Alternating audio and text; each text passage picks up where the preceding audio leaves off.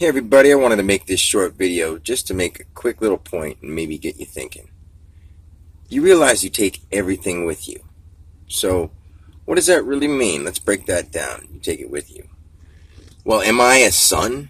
When I'm around my mom and dad, I'm their son. But when I'm not with them, I'm their son. Yeah. Well, am I a father? When I'm with my kids, I'm a father. But what about when I'm not with them? Yes, I'm a father.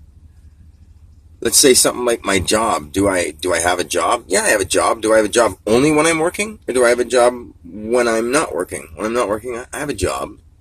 So I take that with me. Like in a way, I take it with me. People are like, am I? For instance, my little side title is bread man. So people will be like, are you a bread man?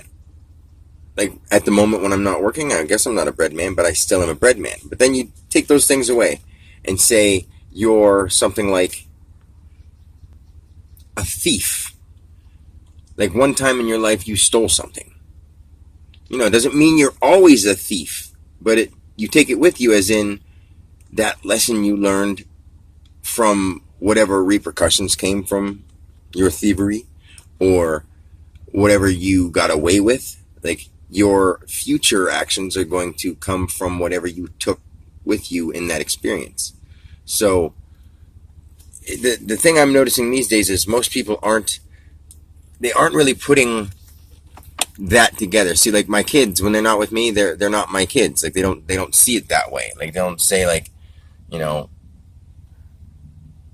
I value my dad even when he's not here. I mean, I'm not saying that's for sure, but along the lines of how people are leaving the impression for others to imagine for themselves, it seems like that. And I don't mean just my kids personally. I'm just trying to use that as an example. Like I love my kids and they're perfect just the way they are. They're going through their course. And I guess if you had an enlightened parent and you wanted to go through the pains and heartaches of everyday life, when I suggest you love everyone and don't try to settle with one person, but at the same time you don't take advantage of anybody, and I'm not saying go out and sleep around and nothing like that. Nothing.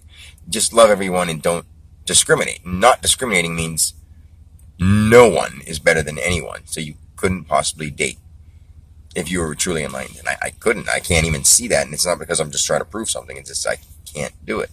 But that's off topic, and I was only using that as an example to say, like, that's why I can understand why certain people, they aren't ready for that. They want to experience the life. They have to go through it in order to experience it. They can conceptualize it like, oh, that makes sense what you're saying. But if they haven't done it, they're not going to have any clue what you're talking about. So, you take stuff with you. I'll get back to what I was saying is that no matter what you do, whether you get away with it or don't get away with it, whether you learned from it or got hurt from it or enjoyed it, like you take that impression with you. And then the next one may not be the same, and you add those impressions up and you keep doing that throughout life. So no matter what you do, you take it with you. So if you do something wrong now, you're going to take it with you. So I suggest when you know something is wrong, don't do it, because you'll take that with you, that you knew something was wrong and you did it anyway. So it will eat at you later, and you won't think about it now. And no matter how stubborn you are thinking you, it will happen to you eventually. So just wanted to give you that word of advice. Love you guys. Peace.